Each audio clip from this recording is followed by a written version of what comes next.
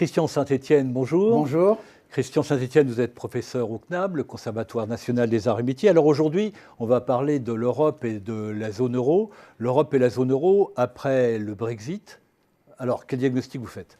Alors d'abord, le Brexit n'a pas vraiment commencé, puisqu'il faut que le Royaume-Uni déclenche l'article 50 du traité. On aura certainement 2 à 3 années de négociations. Donc le Brexit, c'est une opération qui va d'ailleurs détourner l'Europe des choix principaux qui la concernent, puisque l'Europe est en panne géostratégique absolument majeure.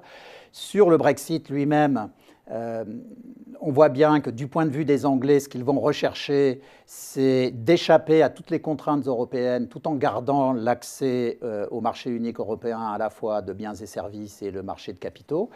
Quant aux Européens, évidemment, ils vont avoir la stratégie inverse, c'est-à-dire de fermer le marché unique et le marché des capitaux, tout en exigeant le maximum de contrepartie des Anglais. Alors, ça va se négocier pendant 3 ans, ça va être très compliqué. Les Anglais ont une arme remarquable, c'est qu'ils ont une diplomatie tout à fait extraordinaire qui joue totalement les rapports de force. Comme de l'autre côté, ils ont 27 acteurs, avec une Allemagne et une France qui ne sont pas sur la même ligne, eh bien, ça va être du velours pour les Anglais. C'est une négociation asymétrique. Exactement, avec les Anglais qui ont un avantage au moment du départ.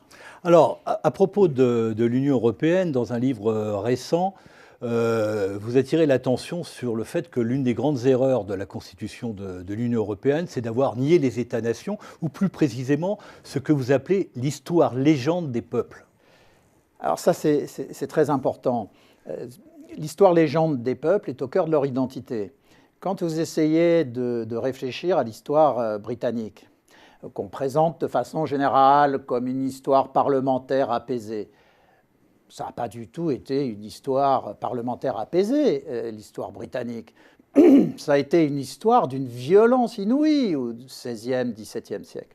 Simplement, à un moment donné, à partir de 1688, il y a la Révolution glorieuse qui démarre toute la séquence de domination anglaise sur l'Europe et sur le monde au XIXe. Dans la Révolution glorieuse, effectivement, on met en place un Parlement qui fait référence à la Magna Carta de 1215. Et du coup, après, on réécrit l'histoire, comme si la glorieuse révolution de 1688 venait directement de 1215, en oubliant tout ce qui s'est passé au milieu. Donc c'est une gentille réécriture de l'histoire. Donc chaque grand pays européen a son histoire-légende. Voilà, la France, elle s'est reconstruite une histoire-légende autour de la constitution d'un État centralisé par la monarchie qui est continué par la République. C'est Tocqueville qui commence ça. On a reconstruit l'histoire-légende autour de la Révolution. Il y en a pas eu une, il y a eu 2 révolutions. C'est un sujet clé. Il y a eu la révolution libérale de 1789, la contre-révolution terroriste de 1792-93. C'est nous qui avons inventé la terreur en 93-94. Napoléon, par un coup d'État, met fin à tout ce qui va résulter de cette terreur.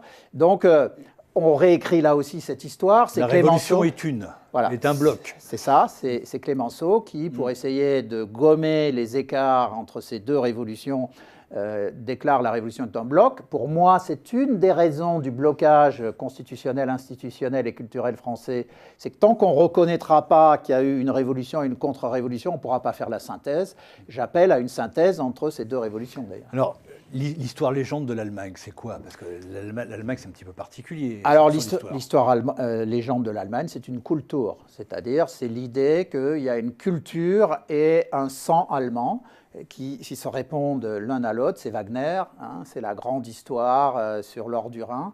Donc, c'est l'idée que les dieux ont toujours privilégié l'Allemagne, mais tout en lui donnant toujours une sorte de fin tragique à tous les grands moments historiques allemands.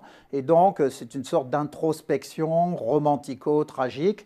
Et donc, mais c'est tout ça fondé sur une culture et un sang allemand. Et tout ça, c'est au cœur du projet de l'Empire allemand, prussien, notamment après la guerre de 1870. Quand vous parlez de l'Empire prussien, la particularité de l'Allemagne, la géographie a son rôle, c'est quand même l'Empire central potentiel que le Congrès de Vienne avait voulu éviter, mais qui a été constitué à partir de 1871 et qui, avec la réunification, s'est recréé dans les années 90. Alors vous mettez le doigt sur un sujet clé. en France, on enseigne très rapidement la défaite de 1870 pour parler surtout de la Commune. C'est une hérésie, c'est une stupidité. La défaite de 1870, c'est une défaite centrale, stratégique, historico-politique majeure. La France, pour une fois, pratiquement d'une certaine façon, Louis-Napoléon III avait commencé une tentative de synthèse implicite. Le développement économique sous le Second Empire est extrêmement rapide. 1870 casse tout ce développement. La France va s'interroger sur son système politique à nouveau pendant une vingtaine d'années. Il va y avoir d'ailleurs à cette époque-là, souvenez-vous, des scandales à répétition sur le plan politique qui rappellent un peu les moments nauséabonds qu'on a pu avoir récemment. Et donc, c'est une période qui va conduire d'ailleurs à la guerre de 14, puisque on perd l'Alsace-Lorraine, donc on va vouloir la retrouver. Donc toute la séquence de guerre du XXe siècle résulte de 1870. Et vous avez raison de dire qu'en plus de la défaite se reconstitue l'Empire allemand, que et les Autrichiens et les Anglais avaient voulu éviter en 1815 lors de la négociation de Vienne. Et donc on se retrouve dans une situation où on a une Allemagne qui reste tragico-impotente, qui n'a pas de vision forte de l'avenir de l'Europe. Il faut rappeler qu'historiquement... Mais qui reste géographiquement et économiquement aujourd'hui la nation centrale. Elle est la nation centrale sur le plan économique et stratégique, mais elle n'a pas de vision politique forte. C'est la France qui a fait l'Europe. Alors on voit... C'est Schuman en 1950 qui fait l'Europe avec toutes les forces françaises, et c'est repris par De Gaulle, et c'est ensuite repris par Mitterrand, donc Giscard d'Estaing, Mitterrand. Donc projet qui est à l'arrêt depuis la disparition du couple Kohl-Mitterrand et la réunification de l'Allemagne. Alors on voit à l'œuvre aujourd'hui les forces centrifuges en Europe. On a parlé du Brexit, mais on pourrait parler de ce qui se passe dans d'autres pays européens, notamment à l'Est. Je voudrais vous faire réagir sur une déclaration et sur le dernier livre du prix Nobel Joseph Stiglitz, qui vient de publier L'euro, comment la monnaie unique menace l'avenir de l'Europe. Alors il dit une phrase intéressante, et j'aimerais bien avoir votre commentaire sur celle-ci. Les premiers qui quitteront l'euro seront ceux qui s'en sortiront le mieux. Bon, alors il y a deux Stiglitz. Il y a le Stiglitz économiste qui a fait des études publiées, et puis il y a le Stiglitz orateur populiste. Donc ça, c'est de la veine du populiste. Alors, il faut rappeler que j'ai fait le premier livre économique en 2009, qui s'appelait La fin de l'euro, réédité en 2011, traduit en allemand, en italien, en polonais, donc sur les insuffisances institutionnelles et politiques de l'euro.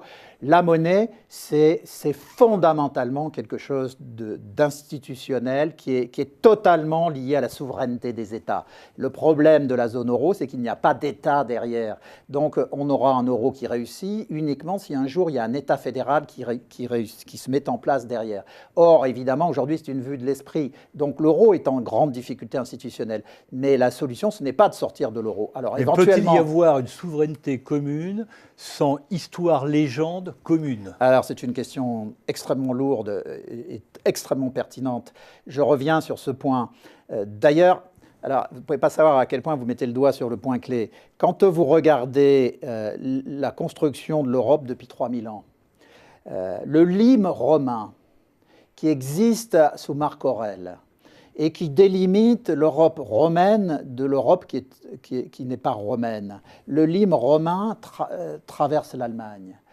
Et les pays comme la Hongrie, comme la Pologne, ils sont au-delà du lime romain. Ils n'ont pas été romanisés pendant 2000 ans. Et donc, ce qui est très important, c'est qu'effectivement, je propose de créer un État fédéral qui pourrait être derrière un euro fédéral, qui serait à 7 ou 8 pays, qui serait autour de la France, de l'Allemagne, du Benelux et de l'Autriche. Donc 3 Benelux, France, Allemagne, Autriche, 6. Si vous rajoutez Italie, Espagne, Portugal, vous êtes à 9. Cette Europe à 9, c'est l'empire de Charlemagne du IXe siècle. Vous retombez sur un empire romano-carolingien et vous avez des réflexes démocratiques, historiques communs. On peut reconstruire une histoire légende derrière cet État fédéral européen qui pourrait refaire un euro fédéral. Mais vous avez mis le doigt sur le point clé. même les 19 pays actuels de la zone euro n'ont pas de possibilité d'histoire-légende, puisqu'ils se séparent entre pays qui étaient d'un côté et de l'autre du Lim. Donc je pense que de toute façon, la crise de la zone euro, qui a déjà eu lieu, hein, l'euro c'est un succès technique puisqu'il existe, mais c'est un échec stratégique majeur, puisque l'euro devait conduire à une harmonisation des niveaux de vie, il conduit à une divergence des niveaux de vie. Donc intrinsèquement, le projet de l'euro a échoué, mais il existe toujours techniquement. Mais la grande crise politique et stratégique sur l'euro est toujours à venir. Mais ce n'est pas par la sortie des pays qui sont en difficulté aujourd'hui qu'on aura une solution. Si la France sortait, ça ne ferait qu'aggraver sa crise. S'il doit y avoir une sortie, c'est une sortie collective des 7 ou 8 ou 9 pays qui voudraient créer un euro carolingien. En tout cas, je retiens en filigrane de ce que vous venez de dire que pour créer vraiment une Union européenne, il nous manque en quelque sorte l'Ernest Lavis européen pour construire cette histoire légende. Christian Saint-Etienne, je vous remercie.